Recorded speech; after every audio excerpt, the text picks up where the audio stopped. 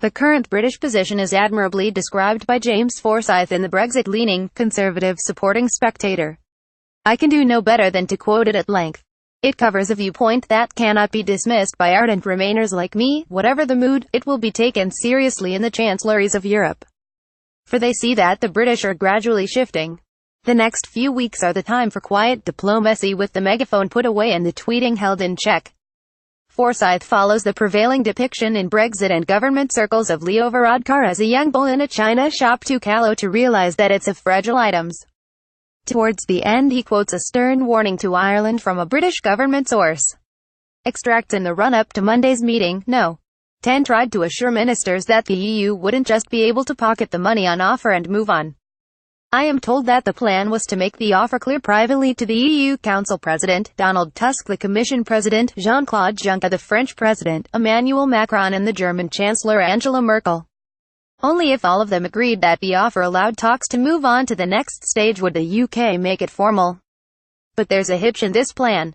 Merkel, whose attempts to put together a governing coalition have just collapsed, is not free to get heavily involved in the Brexit negotiations. It won't just be the money that's an issue at the December Council. Under its new Taoiseach, Leo Varadkar, the Irish Republic has taken a strident tone on the border and Brexit. If British politicians talked about a majority of the Irish electorate the way Varadkar does about Brexiteers, they would rightly be chastised.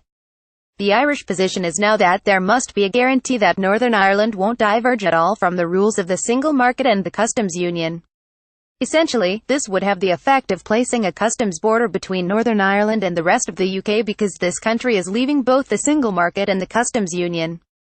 The Irish proposal is quite remarkable. It is a state seeking to divide its neighbour economically. This despite the fact that only 15% of Northern Irish exports go to the Republic while 60% go to the rest of the UK. It is often said that this idea is a non-starter because of Theresa May's reliance on the Democratic Unionist Party. But this is to miss the point. Even if she had a majority of 100, she could not accept an internal UK customs border. As one cabinet minister who supported Remain points out to me, it is not just the hard right of the Tory party for whom this is non-negotiable. Inside government, there is mounting anger at the way that the Taoiseach and his team are behaving. One normally mild-mannered cabinet member tells me that Varadkar is playing with fire. Another complains that the Irish Foreign Minister Simon Coveney has his own leadership ambitions, so is making the situation even worse. Dublin is taking a huge risk with its hardline approach. No decent UK government could agree to what it is demanding. It is therefore making the collapse of the Brexit talks more likely. If these negotiations do fail, the effect on Ireland's economy would be dire. As one government source warns, if we crash out, they crash even further. If the talks do move on to phase 2 in December, the UK government will have to quickly set out what it wants. Last weekend, Philip Hammond appeared to suggest that he was moving away from the idea of staying as aligned to the EU as possible in regulation. He suggested that one economic positive of Brexit would be the ability to pursue a different regulatory approach to fast-changing industries. But I understand that the current favourite approach in the department for exiting the European Union is for any divergence to be limited to the service sector. There is a temptation to view the deal with the EU as the determinant of the UK's future prosperity. But what Britain does itself will be far more important than the terms of our exit. This is why it is crucial that any trade agreement allows this country to go its own way on things such as gene editing, driverless cars and artificial intelligence. What is no nearer resolution is the kind of final relationship with the EU that the UK is aiming for. Boris Johnson hoped the government would have made more internal progress on this point.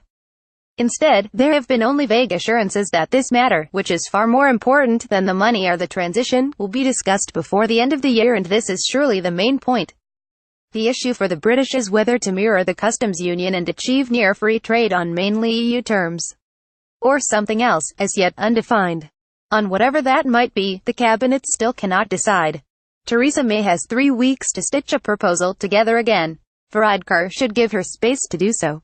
She may, claim the Mail and the Sun, be prepared to eat her words and give a role to the European Court of Justice after all.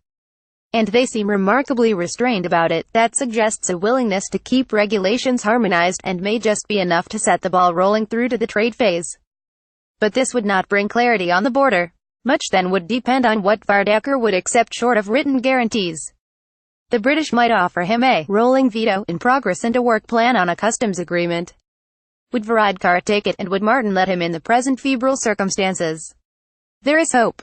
While his pieces headlined relations between Dublin and London have not been so strained for years, London editor Dennis Staunton's latest analysis in the Irish Times from the Irish Viewpoint hints at some pushback from Varadkar's blunt demand for the UK to make a written declaration outlining how it plans to avoid a hard border. Every detail cannot be solved at this stage, but what is needed is a firm commitment from the UK that the final outcome will maintain the openness and invisibility that characterises the border today with its 300 crossings along 300 miles, and that such an outcome will respect Ireland's position and related responsibilities as an EU member state, the ambassador said on Wednesday. British officials are hoping that Ireland's EU partners will tell Varadkar that they cannot allow the Irish issue to hold up progress, particularly in view of Britain's substantial financial offer. There are signs that a compromise might be possible, perhaps in the form of a British declaration and an EU commitment to defend Ireland's interests in the second phase of the negotiations. This might match the British suggestion of recognising a rolling veto for Ireland. While the viewpoints are different, the briefings of Forsyth and Staunton are consistent. Simon Jenkins has swung from Brexit agnostic to moderate Remainer as he turns to the endgame. Ireland and the border have emerged as a crucial, perhaps the crucial issue, as the negotiations hinge of fate. See also Robert Peston. For Remainers, the issue is not that only Northern Ireland should remain inside the single market and the customs union, but that the whole UK should do so. But what Jenkins doesn't add that this could be achieved only at the cost of a much bigger political upheaval than that created by the referendum. So what is supposed to happen? The answer is easy. It is for the British government to announce it will remain in a customs union with Dublin.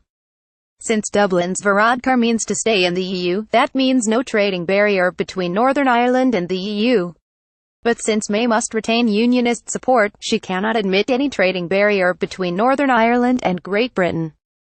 Ergo, there can then be no trading barrier between the UK and the EU. Britain has to remain in the customs union with the rest of Europe.